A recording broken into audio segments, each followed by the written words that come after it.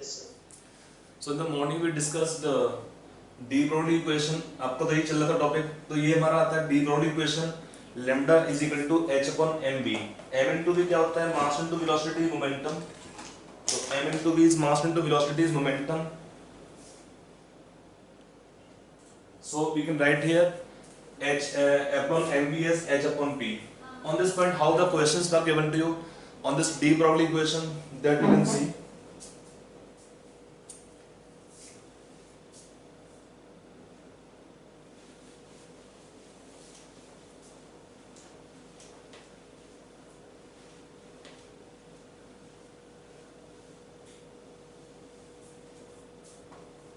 देखिए क्वेश्चन क्या है.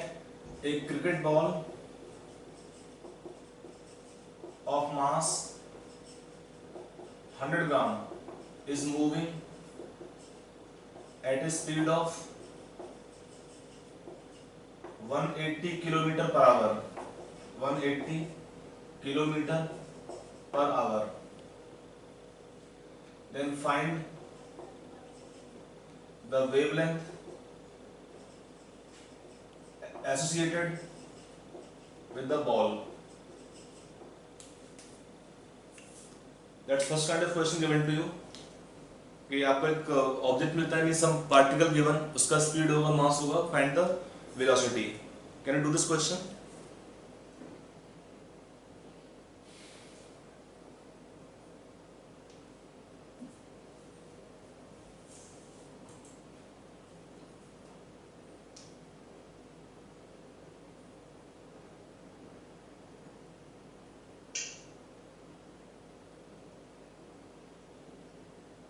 So what was the value of h?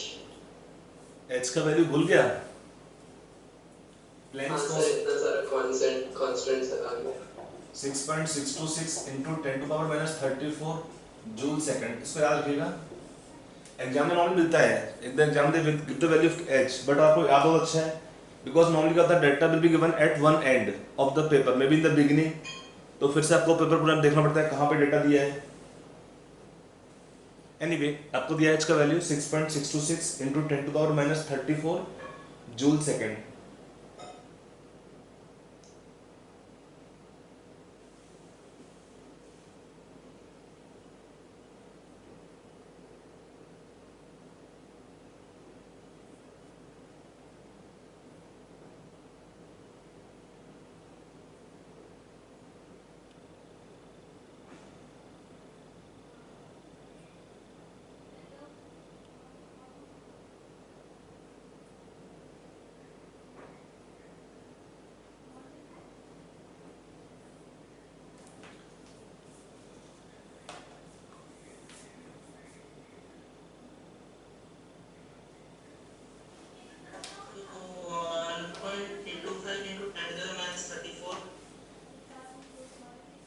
Yes correct. बहुत इजी क्वेश्चन है. So we have to take in kg. देखिए यहाँ पे एनर्जी का यूनिट दिया है जूल्स में. दैट मीन्स हमको सारा डाटा लेना पड़ेगा यहाँ पे in SI system. All data need to be taken in the SI system. तो यहाँ पर मास को लेंगे केजी में. कितना आपका मास दिया पार्टिकल का? 100 ग्राम टेकन केजी. 0.1 केजी. आपका स्पीड कितना होगा? 180 किलोमीटर पर आवर. 50. तो 50 हो जाएगा metre per second. I hope it is known to all of you how to convert kilometre to kilometre per hour to metre per second into 5/18 से होता है. Speed हो जाएगा. तो what is wavelength here? h upon mv. h दिया है आपका 6.626 into 10 to power minus 34. m दिया है 0.1. Velocity 50 metre per second. तो 5 हो गया. तो 5 का मीनिंग कितना होगा? 1.325 into 10 to power minus 34 meters. इसके लिए देगा मीटर्स में. The wavelength will come in meters. I hope it is clear. Yes sir. बहुत इजी क्वेश्चन है कि यहाँ पे आपको ध्यान रखना है यूनिट्स का है. अगर आपका यूनिट सीख लिखोगे तो क्वेश्चन आराम से आता है. अब यहाँ पे एक चीज देखो कि जो हमने निकाला है लैम्डा का वैल्यू कितना आ रहा है? In the range of 10 to power minus 34 metre. This value is too small to be of any practical significance क्या होता है? For the bulky particles, for the macroscopic particles.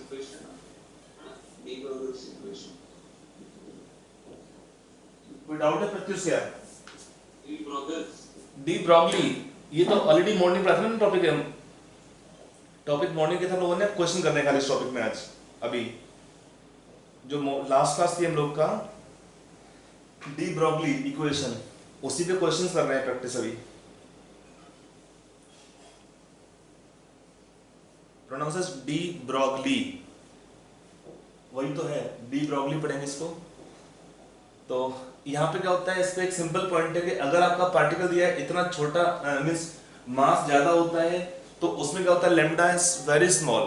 तो अगर हमारे पार्टिकल बड़े होते हैं, मास ज्यादा होता है, उस केस में क्या होता है, इनका वेवलेंथ बहुत कम होता है। And in such case we can say wavelength have no practical significance and this kind of wavelength are normally neglected. For the bigger particles this kind of wavelength are negligible. I hope you got this point. If this lambda is too small, so is to be of any practical significance. Lambda is too small to be of any practical significance. So this lambda is normally neglected in the bigger particles.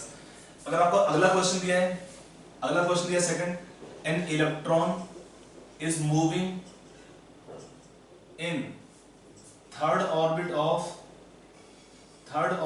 of helium plus ion. Third orbit of He plus ion. Electron is moving in third orbit of He plus ion. Then find the wavelength associated with the electron.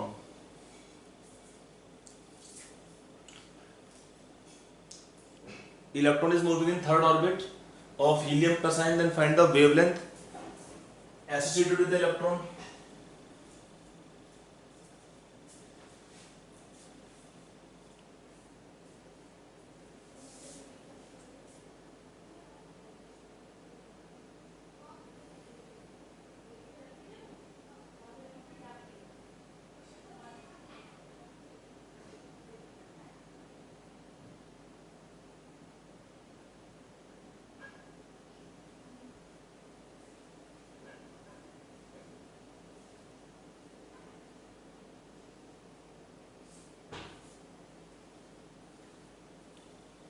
हो गया? Okay, try yourself. Easy question है, फटाफट कर इसको।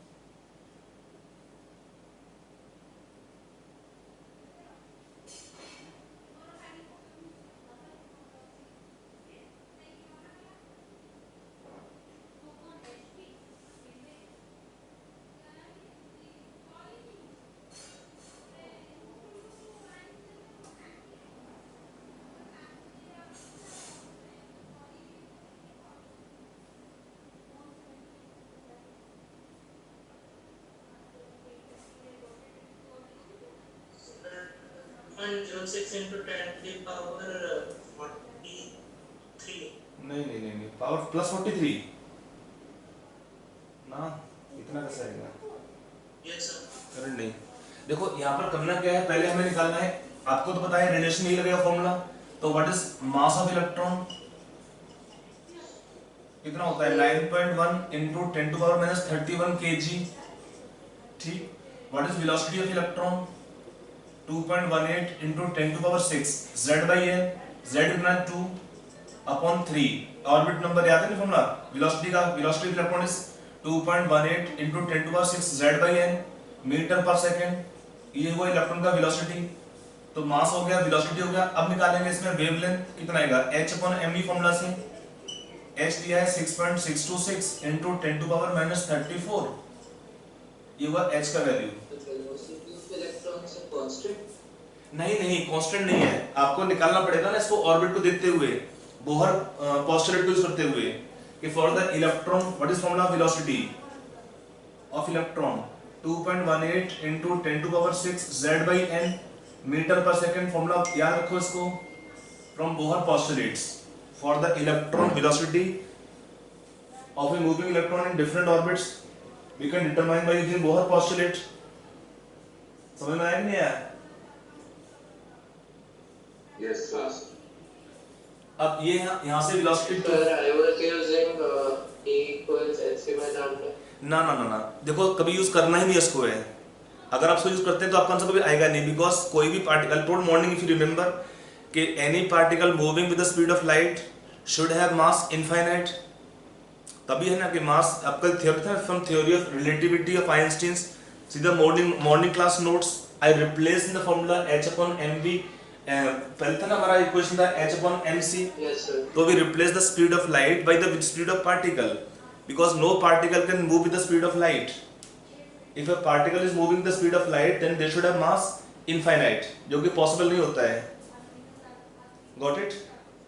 Okay, sir. तो आपको जो मतलब कि जो हाँ जी, सर जो इक्वेशन था कि इक्वल टू 2.18 × 10⁻18 स्क्वायर है equal to x by lambda, sir वो यूज नहीं कर सकते।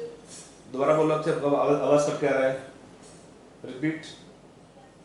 जो इक्वेशन था कि एनर्जी ऑफ इलेक्ट्रॉन को 2.18 × 10⁻18 z। अरे भाई -18 नहीं था, -18 नहीं था, पावर 6 है भाई, 2.18 into 10⁻6 एनर्जी होता है, -21 2। तो एनर्जी यहाँ पे क्यों निकालेंगे हम? हमें तो वेलोसिटी चाहिए ना इलेक्ट्रॉन का, मास इनटू वेलोसिटी चाहिए। अगर वो एनर्जी से भी निकालो तो एनर्जी से पहले निकालोगे कितना है काइनेटिक एनर्जी, फिर वेलोसिटी निकालोगे। हमें तो वेलोसिटी है ना, हम लोग का तो है मास और वेलोसिटी, दो तो रिक्वायरमेंट है लैम्डा कैलकुलेशन करने के लिए। अरे भाई वेलोसिटी चाहिए आपको इलेक्ट्रॉन का, तो वेलोसिटी फॉर्मूला तो ये होता है इलेक्ट्रॉन की स्पीड निकालने के लिए। m आपका दिया है 9.1 into 10⁻31। Sir, roughly 10⁻9 meters. हाँ, तो 2.18 into 10⁻6 z/n मतलब भाई 2/3। ये आपका जाएगा इसमें lambda in metres, that's wavelength coming in metres. हो गया। अब कैलकुलेशन करोगे तो कितना आएगा, रेंज देखो यहाँ पे वो 10 का कितना जाएगा 6 है, तो 10⁻25, तो इन द रेंज विल बी रफली, हाँ भाई 10⁻10 रेंज।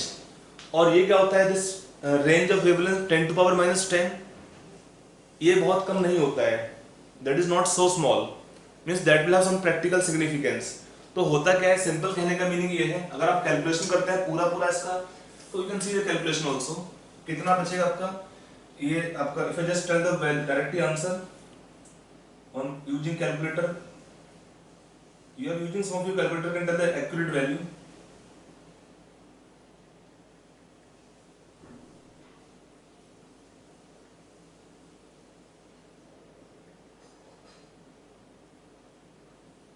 कैलकुलेशन करेंगे और सर डेसिमल 3 प्लेसेस को लेंगे।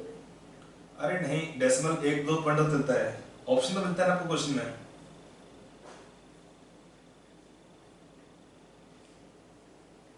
ये आपका आएगा नियरली 5.5 into 10⁻² बढ़ जाएगा इसमें, -2 का बढ़ने वाला है, ये था 25, 9 इस -11 आएगा मीटर्स में।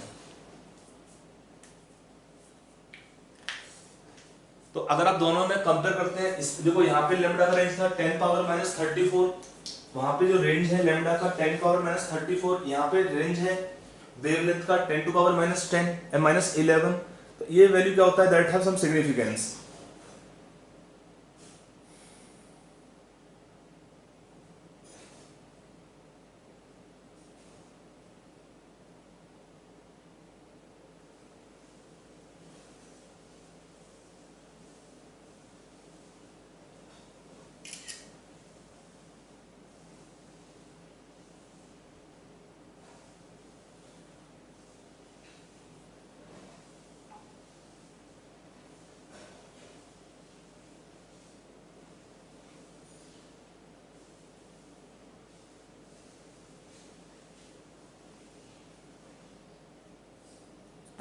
Got it? Yes, sir. चलिए देखो, एक हमारी रिलेशन और होती है जो हमारी डी ब्राउनली इक्वेशन था, अगर हम इसको मॉडिफाई करते हैं So we can write the equations in some other forms also.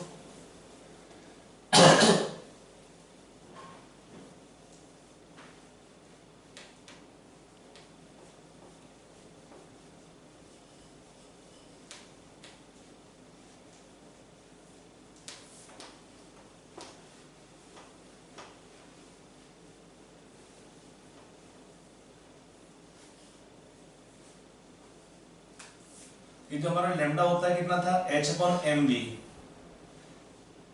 If we replace the velocity in terms of kinetic energy, so what is kinetic energy of particles? It is half mv square. From here velocity will be how much? 2 into kinetic energy upon m का square root. You can replace this formula here. So h upon m into v कितना होगा? √2 kinetic energy upon m. √2 ke upon m. और this expression when simplified further we can write in the form m square अंदर ले जाएंगे तो m से m कटेगा तो √2 m into kinetic energy और h upon √2 m ev.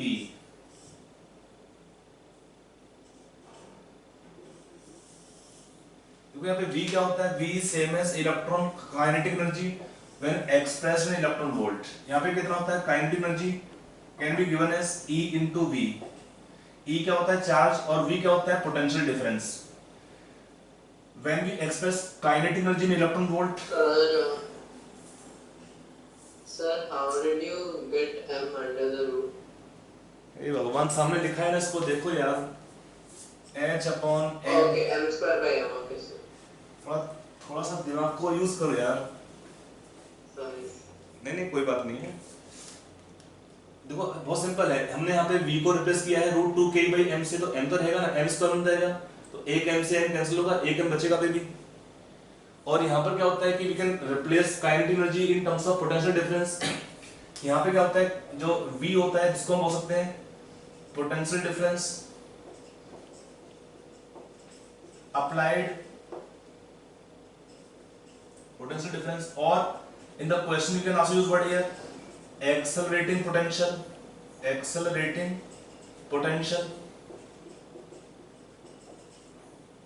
V can be also called as accelerating potential or potential difference applied on particle. और E क्या है? चार्ज. E का तो वैल्यू पता ही आपको है 1.6 into 10 to power minus 19. Actually होता क्या है कि अगर हमारे जो एनर्जी होता है it is same as kinetic energy expressed in electron volts, then we use the term potential difference V. तो अगर कोई क्वेश्चन देता है इन टर्म्स ऑफ पोटेंशियल डिफरेंस तो आप ये इक्वेशन यूज कर सकते हैं.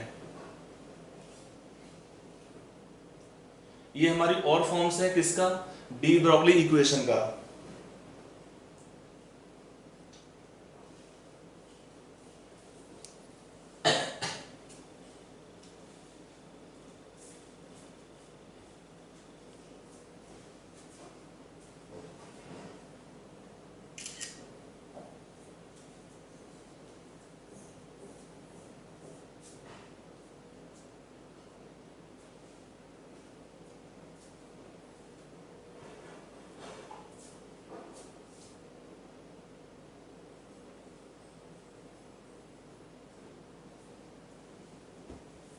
लिख दिया.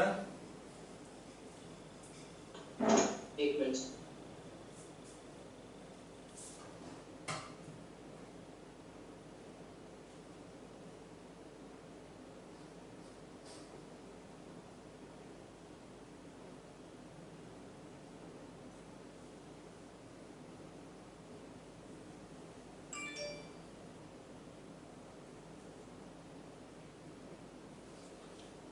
चलिए मैं क्वेश्चन लिख रहा हूं आपको. एक क्वेश्चन करिए. यहाँ पे क्वेश्चन आपको दिया हुआ है.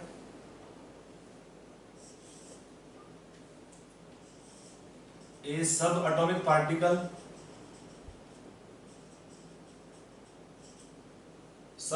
Particle has kinetic energy 10 to power minus 20 joules. Then find the frequency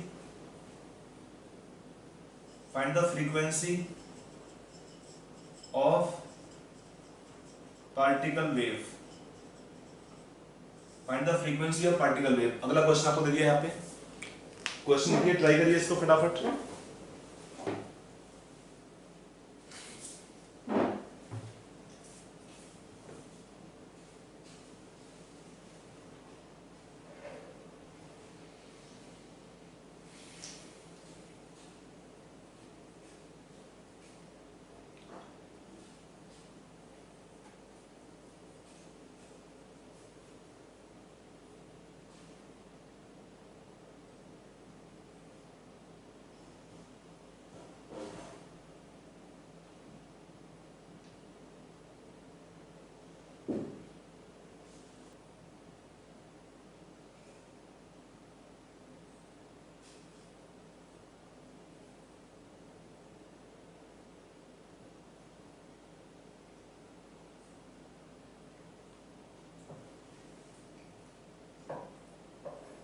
Got the answer?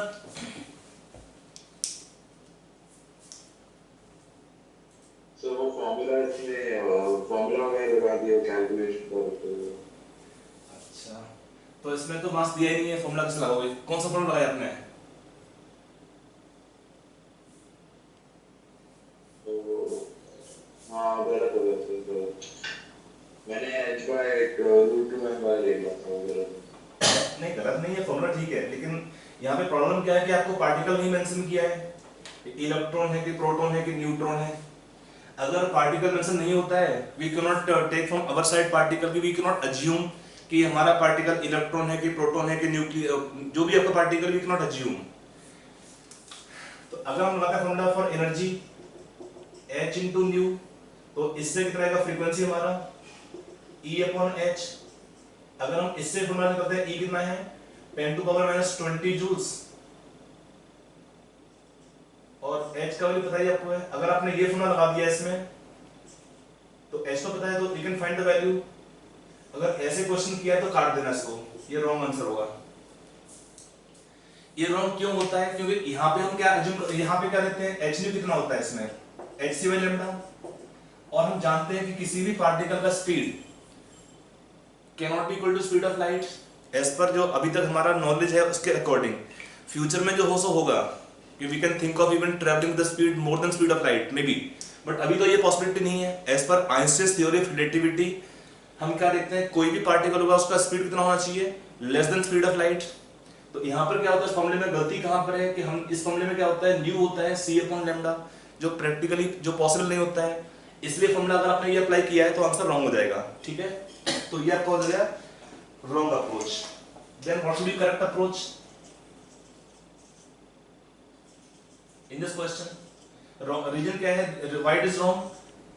From Einstein's theory of relativity, उसके अकॉर्डिंग ये हमारा पॉइंट और आंसर रॉन्ग होगा इसमें.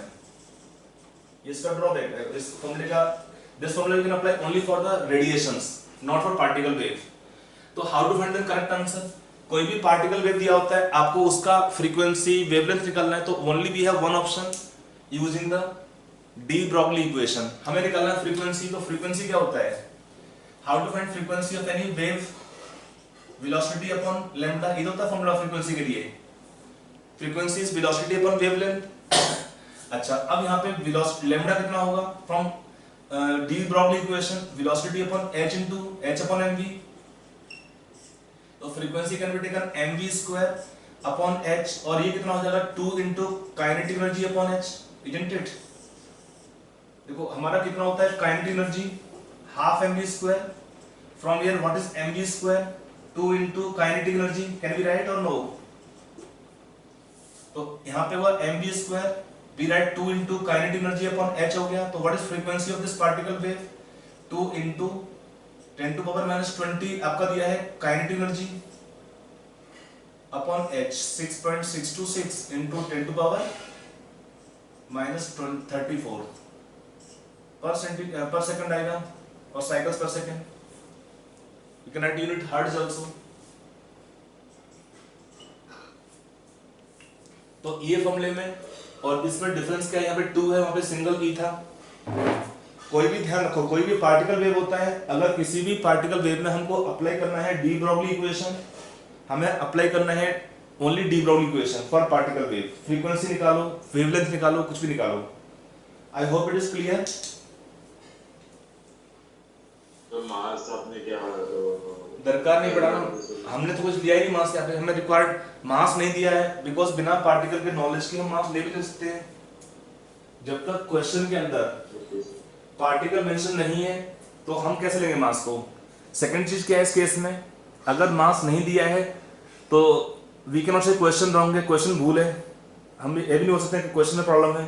तो हम क्या कर सकते हैं इस केस में, we have to try to make equation where mass is not required, so we will try to use equation in such a way कि for the particle mass is not required। तो हमने equation को ही कर लिया modify जहाँ पे हमें mass की requirement नहीं पड़ी। Are you clear? Yes sir। चलिए, ये हुआ एक क्वेश्चन का करने का अप्रोच। आगे चलते हैं अगले क्वेश्चन पर।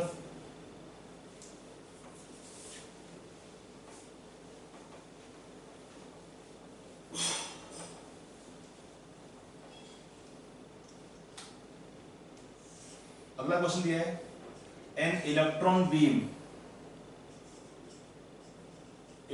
Beam is accelerated by a potential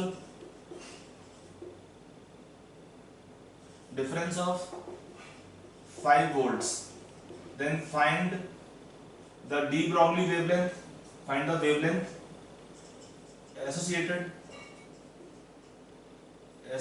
with the electron beam। Try करना है। V और मींस इलेक्ट्रॉन वोल्ट सेम ही है, फिर V और EV एक ही बात है। आई कैन इलेक्ट्रॉन वोल्ट और V सेम ही चीज होता है।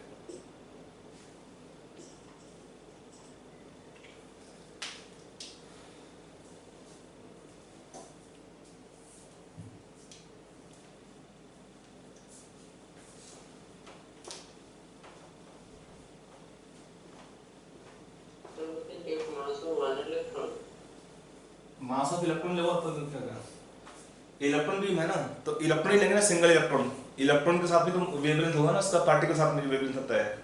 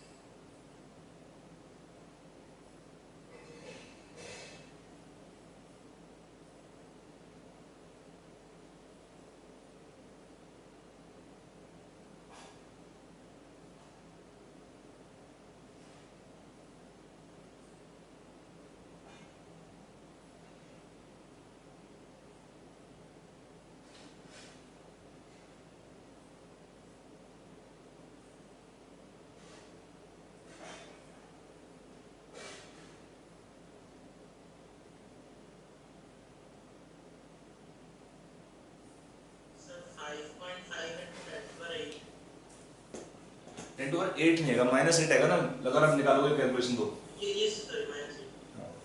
देखो इसका फॉर्मूला सिंपल है, लैम्डा फिर कैसे निकालते हो, h/√2 mev, ये आपका फॉर्मूला बनाएंगे इस क्वेश्चन में करने के लिए।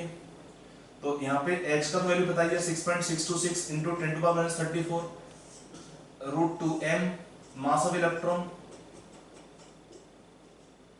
इनटू e 1.6 × 10⁻19 इनटू v कितना दिया आपको, पोटेंशियल डिफरेंस 5 वोल्ट का है, इनटू 5। अगर आपको सॉल्व करते हैं तो हमारा आंसर आएगा मीटर्स में। This on solving give the value of wavelength in metres. इसमें आपको मैं एक शॉर्टकट बताऊं, उसमें ट्रिक होती है। ट्रिक क्या, शॉर्टकट मेथड मान सकते हैं इसको, और कैन टेक फ्रॉम ऑब्जर्वेशन। अगर आपको किसी भी केस में for electron beam only for electron beam. अगर आपको निकालना है इसमें क्या, आपको निकालना वेवलेंथ इन एंगस्ट्रॉम। ये कौन सा वेवलेंथ है, de Broglie wavelength. For calculation of de Broglie wavelength in angstrom कितना होता है, इट इज 150 अपॉन v का स्क्वायर रूट। ये डायरेक्ट अप्रोच है for solving such kind of question. Only for electron beam lambda in angstrom you can directly calculate by this formula. Shortcut method होता है ये वाला। देखो एक्चुअली इसमें है क्या, h कांस्टेंट रहेगा हमेशा, इलेक्ट्रॉन का मास कांस्टेंट होगा, e कांस्टेंट है, केवल वेरी क्या होगा, v का वैल्यू। अगर v वेरी करेगा तो लैम्डा वेरी करेगा। इसमें क्या चेंज करेगा, केवल v चेंज करता है, पोटेंशियल डिफरेंस, तो लैम्डा चेंज होगा। बाकी h mass of electron, e electron charge, they are always constant, they are always constant in the formula. तो अगर कभी क्वेश्चन मिलता है फॉर इलेक्ट्रॉन अगर दिया है तो ध्यान रखो ओनली फॉर इलेक्ट्रॉन बीम कि आपको दिया है इतना पोटेंशियल, आपको इतना दिया है पोटेंशियल डिफरेंस, या क्वेश्चन में देगा टर्म एक्सीलरेटिंग पोटेंशियल, और आपको निकालना क्या है, वेवलेंथ इन एंगस्ट्रॉम। तो कुछ सोचना नहीं है, अप्लाई करना डायरेक्टली। अगर आप इसको अप्लाई करेंगे तो कैसे निकालेंगे आंसर आपका, lambda in angstrom 150 by v दिया है 5 वोल्ट का लोगे स्क्वायर रूट कितना आएगा, रूट 30, कितना होगा रूट 30 वैल्यू 5 पॉइंट समथिंग 5.4 ऐसा कुछ आएगा, और nearly if I write 5.5 angstrom आएगा, और 5.5 into 10 to power minus 10 metres. ये हमारा आंसर है अप्रोक्सीमेटली। तो रूट ऑफ 30 कितना आता है, 25 का तो 5 होता है, इफ यू टेक सर 5.47, हाँ वही 5.47 आएगा। To take more accurately 5.47 angstrom, और फिर टेक इन मीटर तो इतना मीटर आएगा। आप you can apply any approach, आपका फॉर्मूला चाहे ये वाला हो या ये हो, दे देंगे सेम आंसर। तो इसी में हमने क्योंकि कैलकुलेशन उतना हमको करना ही पड़ेंगे v को छोड़ के, बिकॉज और सब कांस्टेंट होते हैं। तो ऐसे केस में क्या होता है, formula can be written in this form for electron beam. ये फॉर्मूला केवल इलेक्ट्रॉन के लिए वैलिड होता है, प्रोटॉन होगा और इवन अल्फा पार्टिकल तो उसमें फॉर्मूला वैलिड नहीं होता है, just keep in mind. Got it? कुछ बोल दिया करो हाँ ना, if you find something get better, Yes, sir. कुछ कभी कोई तारीफ लिया करो यार, लगेगा मास्टर जी को कोई बस पढ़ा रहे हैं। ये बहुत अच्छा ट्रिक होता है क्वेश्चन में वेवलेंथ निकालने के लिए। चलो एक क्वेश्चन और लेते हैं। एक्चुअली सब ये सब ऐसे पॉइंट्स हैं जहां पर डायरेक्ट एग्जाम में क्वेश्चन पूछता है इन्हीं पॉइंट्स के ऊपर। ऑन डी ब्रॉगली इक्वेशन, ये काफी इंपॉर्टेंट टॉपिक है, you get frequently question on this concept. ये जो आपने क्वेश्चन भेजे थे वो किस लेवल के हैं? जो क्वेश्चन भेजे हैं आपको जेई मेन लेवल के, जेई मेन एडवांस टेस्ट में ज्यादा क्वेश्चन नहीं है, बट मेंस लेवल क्वेश्चंस हैं मोस्टली। तो सर एडवांस के लिए तो है सर जेई मेन से? हाँ होंगे ना उसमें कुछ questions, but majority questions JEE Main level के क्वेश्चंस हैं उसमें। Okay sir. पहले आप उतने क्वेश्चन फिनिश करो ना, एडवांस के लिए देखो बहुत से क्वेश्चन बड़े मेरे पास हैं, लेकिन मैं अभी कुछ सोच रहा हूँ if I give advance question right now in the beginning sir मैं पूछ रहा हूँ कि फिर वो अकॉर्डिंग की कॉन्फिडेंस के लिए बोल रहा हूँ, क्योंकि अगर ज़्यादा सवाल नहीं हुआ तो लेवल ऑफ मतलब देखो एक्चुअली जो पूछ रहा था ताकि पता चले कि डिफिकल्ट है। देखो जेई मेन का भी क्या होता है, लेवल पढ़ाते हैं तो जेई एडवांस का that is covering almost 50% level of advance, 50 to 60% level advance में टच करते हैं जेई मेन का। मतलब फुल तो नहीं बोल सकते हैं, क्योंकि एडवांस में क्या होता है दे नॉर्मली की क्वेश्चन यूजिंग मल्टी कंसेप्ट्स, मतलब उसमें आपका 2-3 कंसेप्ट इन्वॉल्व होगा एक एक क्वेश्चन में, और उसमें क्या है काफी सारे क्वेश्चन जेई के पढ़े हुए एडवांस वाले पढ़े हुए हैं, जो उसमें क्वेश्चन दिया उसमें भी है, जो ज़्यादा डिफिकल्ट क्वेश्चन नहीं होते हैं। That exercise also have several questions. Actually ऐसे क्वेश्चन क्या होते हैं जो ओल्ड क्वेश्चन जेई के होते हैं, जेई मेन के होते हैं, they are normally repeating in the even NEET papers.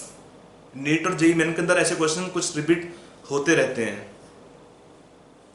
तो घबराओ नहीं। देखो क्वेश्चन करना है, आप तो डाउट पूछते नहीं हो, कुछ डाउट अगर आपने ट्राई किया हो तो डाउट पूछ सकते हैं आप। ये let me finish this topic, 1-2 question में देख नहीं कर पाया वो वाला। हाँ जो नहीं कर पाए बताओ ना हमें, हम will discuss in the class. Question में होता कुछ नहीं है, थोड़ा सा सोचने में प्रॉब्लम होती है। एक्चुअली मॉर्निंग में हमने काफी सारे क्वेश्चन डिस्कस किए थे ऑन द लाइन स्पेक्ट्रम, उसमें काफ़ी सारे पॉइंट आपको दी थी मैंने कि कैसे अप्लाई करना चाहिए क्वेश्चंस में, उनको देखना आज जो मॉर्निंग क्लास के पॉइंट्स थे उसको, and then hopefully you can almost do the questions. Doubt कम आएगा उसके बाद।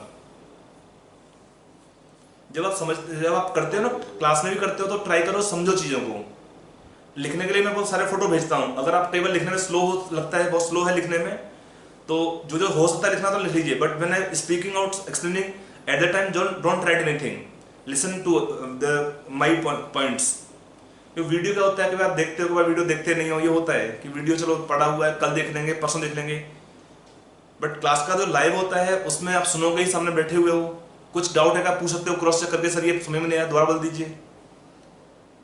और नोट्स बनाओ, प्रॉपर नोट्स, जो क्लास में पढ़ोगे उसी के नोट्स, आपको दोबारा कुछ लिखना नहीं है, जो क्लास में लिखते हो उतना सफिशिएंट है for doing any kind of question, even Mains हो एडवांस हो, आप क्वेश्चन कर सकते हो, क्योंकि थ्योरी पढ़ा रहा हूँ, थ्योरी में पूरा मैं आपको दे रहा हूँ जो आपको बाद में हेल्प करेगा कोई भी टाइप के क्वेश्चन करने के लिए। एंट्रेंस में कुछ नहीं होता है, एंट्रेंस में होता है क्लैरिटी ऑफ कंसेप्ट, जिस बच्चे के कंसेप्ट समझ में आ जाएंगे वो अच्छा कर लेगा। बोर्ड में होता है रट के भी काम चल जाता है, बोर्ड में क्या रट्टा मार दिया, क्योंकि वहाँ पैटर्न फिक्स होता है कि ऐसे क्वेश्चन आते ही है, करोगे हो जाएगा आराम से।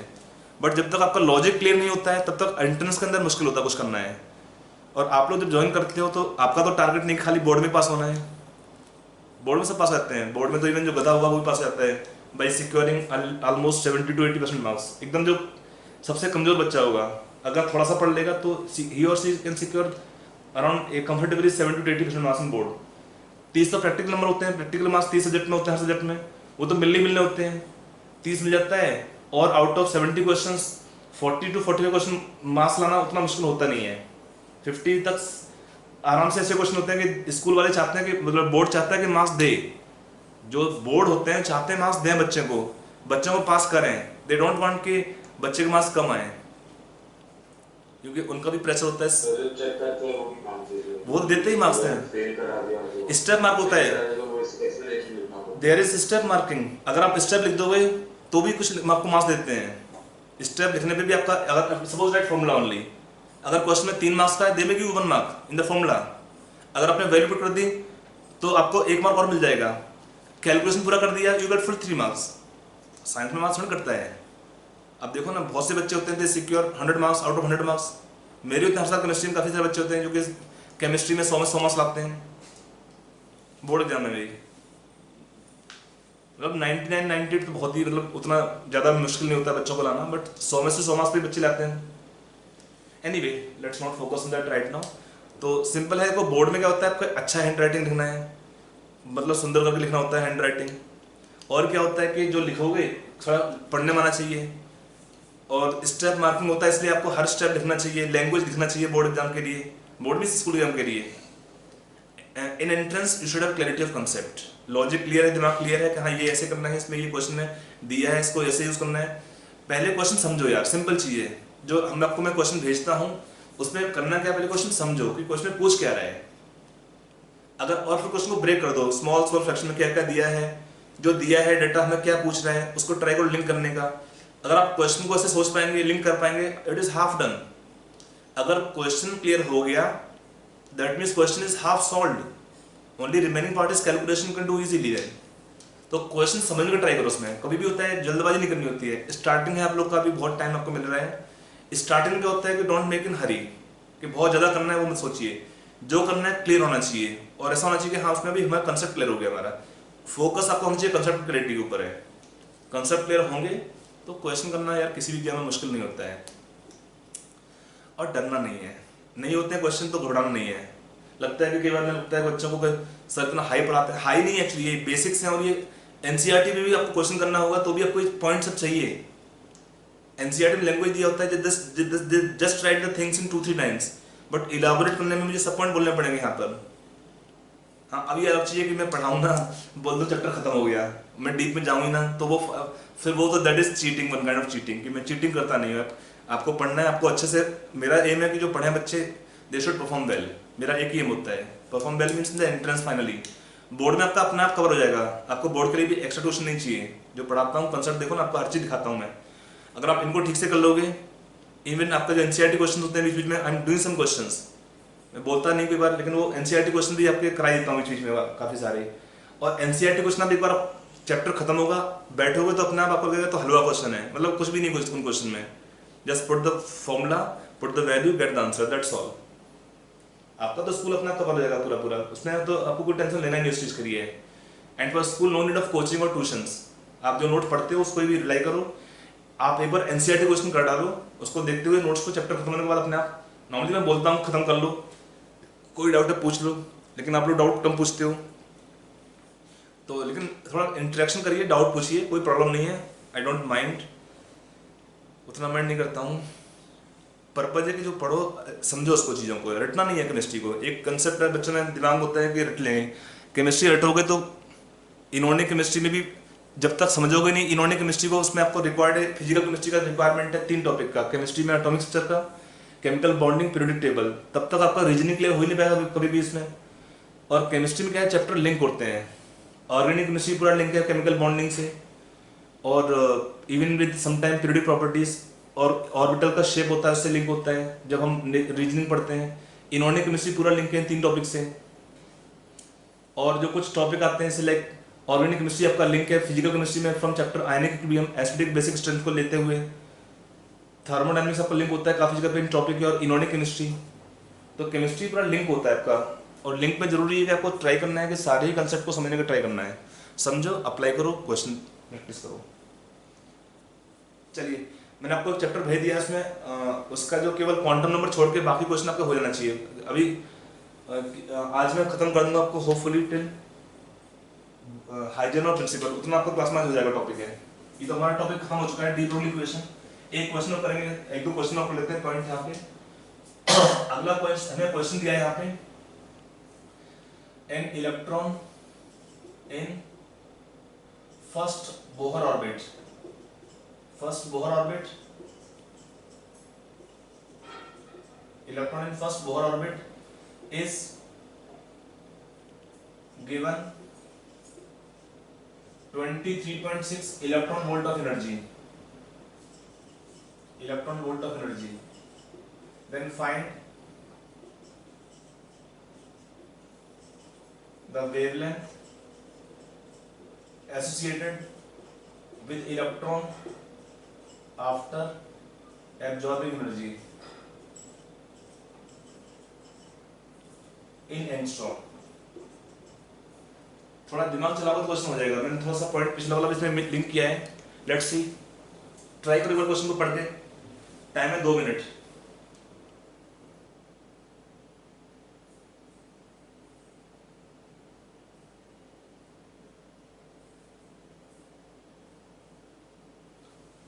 हो गया आंसर?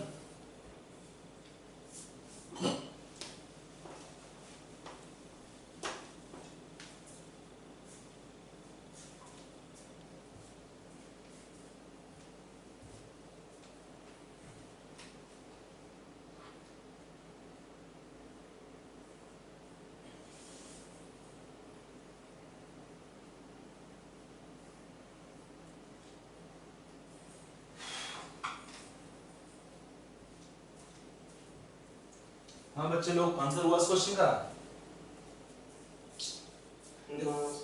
देखो इसमें करना क्या है, इस क्वेश्चन को थोड़ा समझने का ट्राई करिए। यहाँ पर अगर आप अप्लाई करते हैं थोड़ा सा फोटो इलेक्ट्रिक इफेक्ट, याद नहीं याद आपको है फोटो इलेक्ट्रिक इफेक्ट? हमारा इलेक्ट्रॉन दिया है कहाँ पर है, इन first orbit, in first orbit of hydrogen, Bohr orbit means hydrogen atom. Energy of electron कितना होता है इस केस में, -13.6 electron volt। When this electron is removed, how much energy required to bring the electron to infinity? Energy of electron कितना हो जाएगा इसमें, 0। That means how much energy should be supplied here, 13.6। तो ये क्या आपका जाएगा, threshold energy, or this can be taken what here, ionization energy। It is ionization energy of hydrogen atom। तो जो extra energy इलेक्ट्रॉन को दिया कितना एनर्जी हमने यहाँ पे, electron is supplied energy 23.6 electron volt. तो फॉर द इलेक्ट्रॉन इजेक्टेड, जो इलेक्ट्रॉन बाहर जाएगा उसका कितना होगा kinetic energy. What is kinetic energy of electron, it is hν, means energy supplied minus करोगे यहाँ पे किससे, minus ionisation energy. If you just can recall the formula of photoelectric effect, क्या था हमारा energy formula? H nu is equal to H nu naught plus kinetic energy. याद है कि नहीं फॉर्मूला ये वाला? In photoelectric effect, तो यहाँ से कितना हुआ kinetic energy? H nu minus H nu naught. What is meaning of this term H nu naught? It is same as ionization energy. It is same as the ionization energy. तो कितना energy required हुआ? और पॉलिट ब्रांच को for hydrogen atom what is ionisation energy? 13.6 electron volt. Minus minus करने से मिलता है. तो जो एक्स्ट्रा इलेक्ट्रॉन एनर्जी दिया गया कितना है? 23.6. माइनस कर दोगे यहाँ पे 13.6 कितना हो जाएगा? ये 10 इलेक्ट्रॉन वोल्ट. जो इलेक्ट्रॉन बाहर जाएगा that will have kinetic energy of 10 electron volt. इसका मीनिंग क्या है? What is lambda in angstrom of this electron wave? कितना हो जाएगा? 150 by 10 का स्क्वायर रूट कर दोगे, कहानी खत्म. रूट 15 3.8387 बोहर में 3.87 एंगस्ट्रॉम. ये आपका आंसर हुआ क्वेश्चन का. इज दिस क्वेश्चन क्लियर और not clear? When energy is supplied to an electron, how do we know that whether it will get excited to excite होने के or it will eject? सुन लो बात सुन लो. अगर हमारी energy 13.6 से कम होगा तब तो इलेक्ट्रॉन क्या होगा? एक्साइट होगा हायर लेवल के लिए. बट अगर आपका एनर्जी ज्यादा दे दिया इससे हमने तो क्या होगा? When energy supplied is equal to this value then what happen? Electron get ionise completely. When we supply more energy than this, then the extra energy supplied will convert to the electrons kinetic energy. आपको बोला ना ऐसे suppose कि हमने घर से कुछ पैसे दे दिए, मम्मी ने 100 रुपए ले जाओ कुछ सामान लेके आओ, जो बचा आपकी पॉकेट मनी. जो बचा आपकी पॉकेट मनी वही है. ये जो बचेगा वो होता है पॉकेट मनी. मतलब हमको मिला 100 रुपए, जो चीज परचेज किया उसका कॉस्ट सपोज है 60 रुपए, तो बचेगा 40 रुपीज, वो आएगा हमारी पॉकेट में. That is pocket money. तो वही मान लो अगर हमने एनर्जी सप्लाई किया more than the electron ionisation energy, then the extra energy supplied will change to the kinetic energy of the electron. We can call photo electron. जो electron निकलता है, फोटो का बोलते हैं जो सप्लाई करेंगे फोटॉन्स को. यहाँ पे तो हमने सप्लाई की एनर्जी किसी और फॉर्म में दे सकते हैं. तो जो भी एनर्जी एक्स्ट्रा होगा IE के बाद जितना एनर्जी एक्स्ट्रा सप्लाई करते हैं इलेक्ट्रॉन्स को, that extra energy will convert to the electrons kinetic energy. Are you clear? Yes sir. बस हो गया. तो ये हमारा निकला कितना है? Kinetic energy 10 electron volts. निकालना क्या है? Lambda of electron in angstrom. Apply this formula directly. तो रूट 15 आ गया. Root 15 angstrom that is 3.87 angstrom. That is the answer for this question. Got it? ये डिफरेंट टाइप के क्वेश्चंस होते हैं जो आपको मिलते हैं डी ब्रोगली इक्वेशन में. मैंने ऑलमोस्ट सारे टाइप के क्वेश्चन का 1-2 टाइप करा दिया आपको है, और बाकी जो असाइनमेंट आपको दिया है उसमें क्वेश्चन और भी हैं. You have to practice.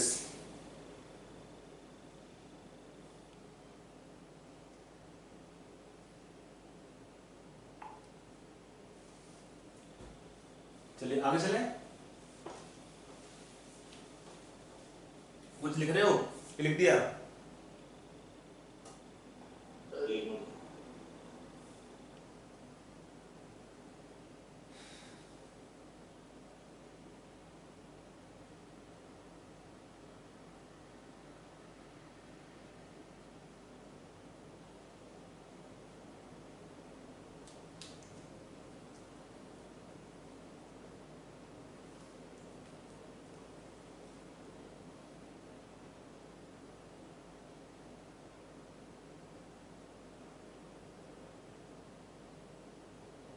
completed.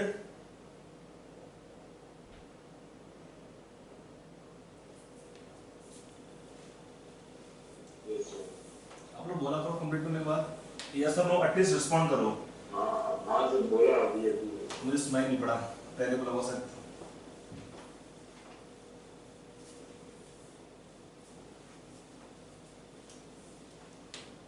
आगे आते हैं. इसका एक आता है वहां अंदर अंदर. अगला था इसमें देखो, एक हमारा था बोहर पोस्टुलेट. इसका क्या था बड़ा, that is one of the very important application of de Broglie equation that we can derive, सबका था derivation of Bohr postulate, derivation of Bohr's postulate, Bohr postulate of angular momentum quantization, angular momentum quantization from de Broglie equation. Using de Broglie equation we can find the derivation of Bohr postulate of angular momentum quantization. देखो Bohr ने जो अपना दिया था formula mvr is equal to nh upon 2 pi from different experimental observations, but derivation कहाँ से आता फॉर्मूले का, he was not able to prove, but that was proved using de Broglie equation, that was proved using the de Broglie equation. कैसे prove किया था देखो, As per de Broglie equation, electron is moving in wave-like manner. तो means क्या होता है, अगर आपका एक इलेक्ट्रॉन मूव करता है in an orbit of radius r, तो it follow a zigzag motion, means it follow a wave-like motion.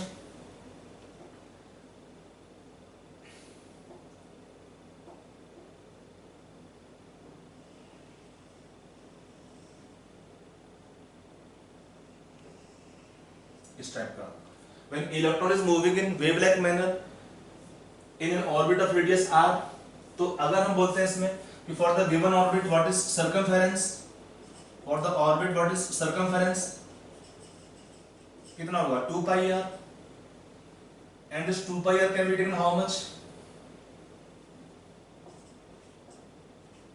2 pi r can be taken n lambda, can we write n, यहाँ पे क्या होगा number of waves made by electron in one revolution और rotation. अगर आपका n होता है number of waves into wavelength करने पे क्या होता है, ये कंडीशन कंपलसरी है, electron is moving in wavelength manner and for the electron to remain in same orbit, for the electron to remain in same orbit it has to make a simple whole number of waves, n cannot be fractional, n has to be fractional, n cannot be fractional because तभी क्या है, electron is moving in wavelength manner, it can remain in same orbit only when it make a whole number of waves. तो यहाँ पर n क्या है, number of waves made by electron in one revolution in a given orbit of radius r, और n क्या है यहाँ पे नंबर ऑफ वेव्स है, और लैम्डा क्या है वेवलेंथ ऑफ ईच वेव, तो n इनटू लैम्डा क्या होगा equal to the orbit circumference. From this expression can write lambda will be how much 2 pi r upon n, expression number 1. Lambda will be 2 pi r upon n from this expression. ठीक, अब हम जानते हैं from de Broglie equation, de Broglie equation lambda is how much h upon mv. अगर हम दोनों equation को equate कर देंगे from equation 1 and 2, what we can write, 2 pi r upon n कितना हो जाएगा h upon m into B. यहां से हम क्या बोलेंगे M V R is equal to how much n h अपॉन 2 पाई. याद आया क्या रिलेशन, ये तो था, it was the Bohr postulate of angular momentum quantisation, it was the Bohr postulate of angular momentum quantisation. यहां पर n का था फॉर्मूले के अंदर, n था, यहाँ पे n का है वैल्यू 1 2 3 4 एंड सो ऑन, क्या था shell number k L M N and so on. यहाँ पर n था आपका शेल नंबर, और ये n क्या है number of waves made by electron in one revolution. दोनों n सेम तो हैं, ये तो n आया इस प्रॉब्लम में. तो यहाँ से हमें मिलता है इंपॉर्टेंट ऑब्जर्वेशन और कंक्लूजन क्या, कि number of waves made by electron, number of waves made by electron in one revolution कितना होगा, in one revolution is equal to n. n क्या है ऑर्बिट नंबर, n यहाँ पे क्या है ऑर्बिट नंबर, n का होता है शेल नंबर, शेल और orbit number. n can be shell और the orbit number. Got it.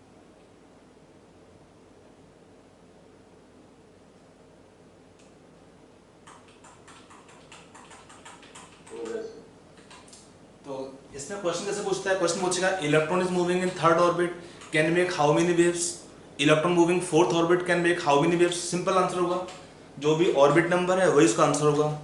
Exam में क्वेश्चन पूछा है कि electron moving in third orbit can make how many waves, what should be answer, बताइए।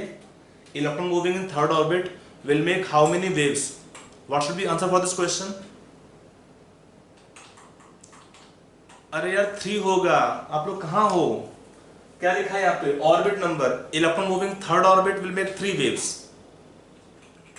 डाउट है क्या, समझ नहीं आ रहा है क्या, सिंपल क्वेश्चन है यार। ये आपका जो रेड में लिखा है मैंने बॉक्स में आंसर, वही आपका इसका आंसर क्वेश्चन का है। क्वेश्चन पूछा है electron moving in first orbit will make how many waves, no answer, one होगा। अरे जो ऑर्बिट नंबर है वो उसका आंसर होगा क्वेश्चन का होगा। Electron moving in first orbit will make 1 wave, moving second orbit will make 2 wave, third orbit 3 wave. जितना भी ऑर्बिट नंबर है उतना होगा number of waves that the electron can make in one particular orbit. Are you clear yet और not. ये result आपको result याद करना पड़ेगा कि electron moving in which orbit, जो भी ऑर्बिट नंबर है वही होगा उसमें number of waves that the electron can make in one particular orbit in one revolution. तो ये हमारा टॉपिक खत्म होता है डी ब्रॉगली इक्वेशन। अब हमारा अगला टॉपिक है वो है हाइजेनबर्ग्स अनसर्टेनिटी प्रिंसिपल। फिर जो कैलकुलेशन पार्ट वाला टॉपिक है खत्म हो जाएगा, उसके बाद है जो बचेगा उसके बाद वो आएगा सिंपल आपका quantum number configurations, theoretical part है।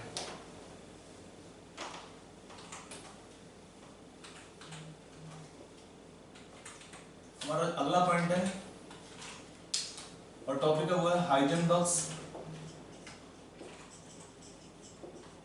Uncertainty principle.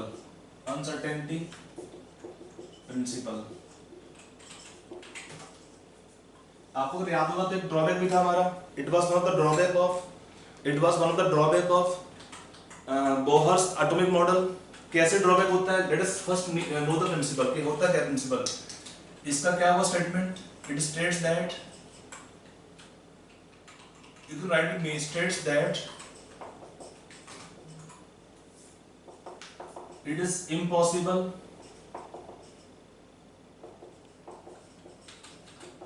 to determine both the position and momentum of electron, position and momentum of electron simultaneously and accurately it is impossible to determine both the position and momentum of electron simultaneously and accurately. Mathematically बोलते हैं delta x into delta p is equal to और more than h/4 one expression, और delta x into m delta v is equal to और more than h/4। यहाँ पर दोनों में formula में क्या लिखा है, डेल्टा x क्या होता है, it is uncertainty in position of the electron or particles. It is valid for also other microscopic particles, it can be applied. Delta P क्या होता है, uncertainty in momentum of electron or the particle considered. Delta V क्या होता है, uncertainty in velocity, मास तो same रहेगा। m होगा mass of particle और द इलेक्ट्रॉन, जो भी आप लेंगे पार्टिकल उसका मास होगा। बाकी तो h प्लैंक्स कांस्टेंट ही होता है और पाई तो पाई है।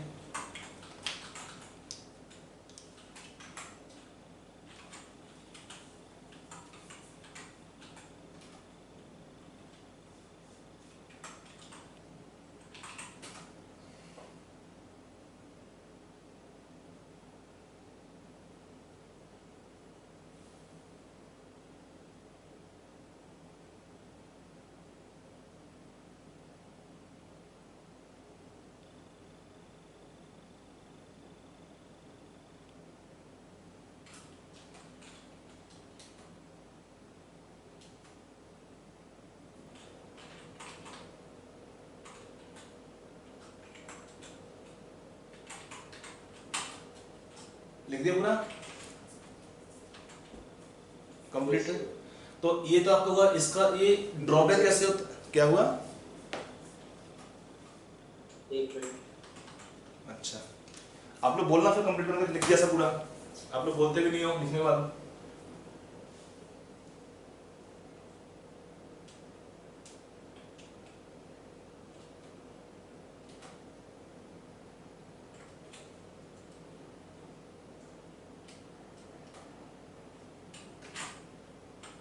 हाँ सर।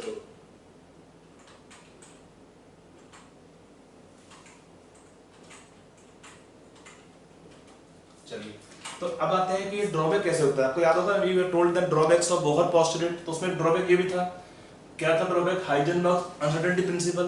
तो उसमें ये ड्रॉबैक कैसे होता है, देखिए देखिए होता क्या है कि अगर हमको पता है थियोरेटिकली, एक्चुअली वो थियोरेटिकली क्या होता है, अगर हमको पता है ऑर्बिट नंबर क्या है और z क्या है, तो we can find radius using Bohr postulates from Bohr's postulates or formulas. We can find radius of the nth orbit क्या था? 0.529 n square by z angstrom. और एक था second relation for the electron. What is velocity in nth orbit? 2.18 into 10 to power 6 z by n metre per second. याद है relation दोनों? ये relation था हमारा वेलोसिटी के लिए और ये रिलेशन था हमारा calculation of the orbit radius. ये रिलेशन था रेडियस के लिए और ये रिलेशन था वेलोसिटी के लिए। समझ में आ रहा है पॉइंट?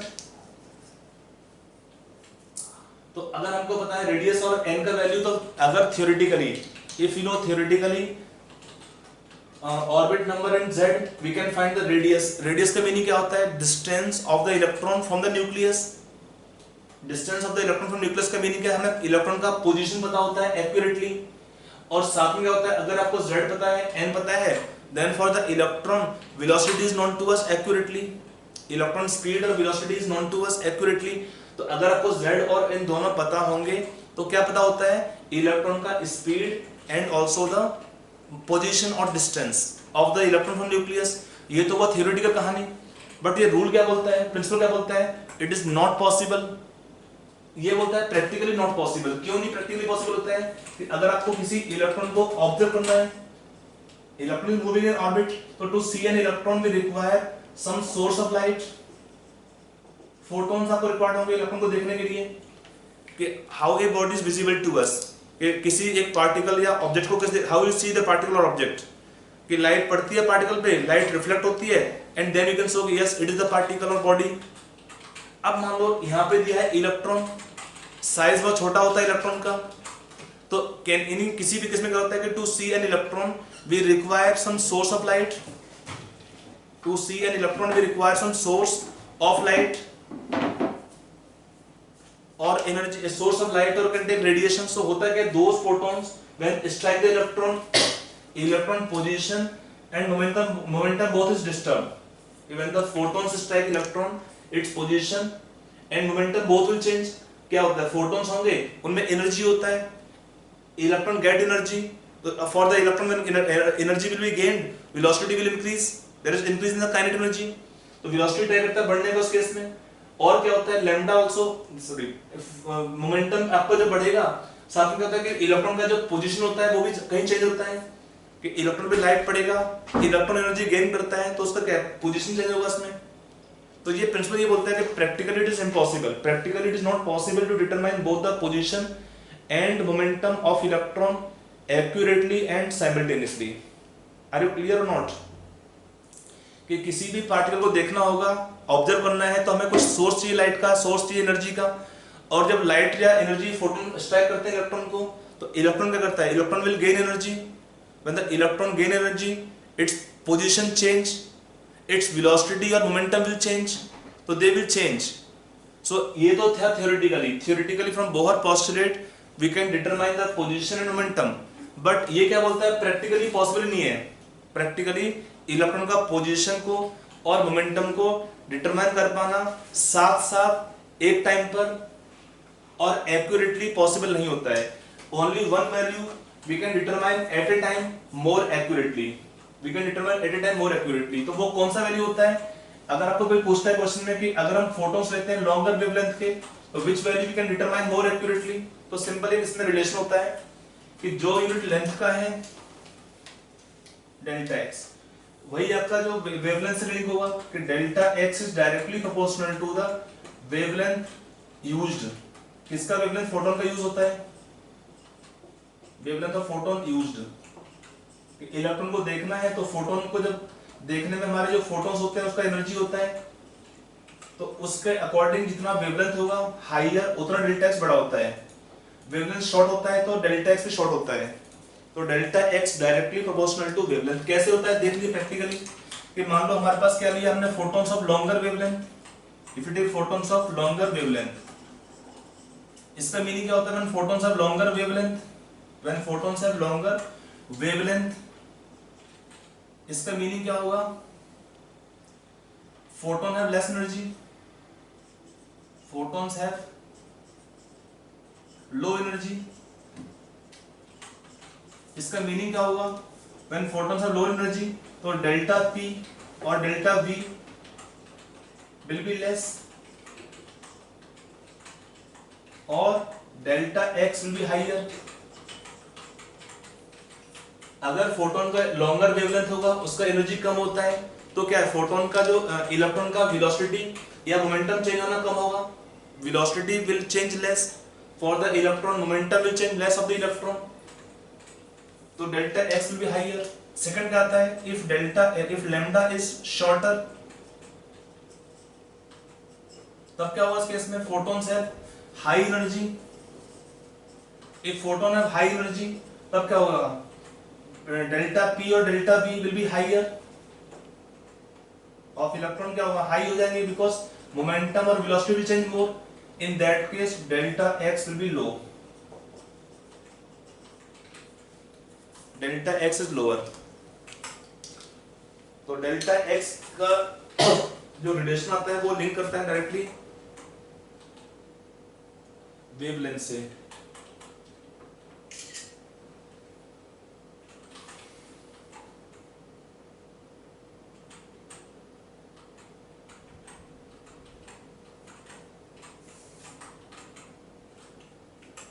Are you clear?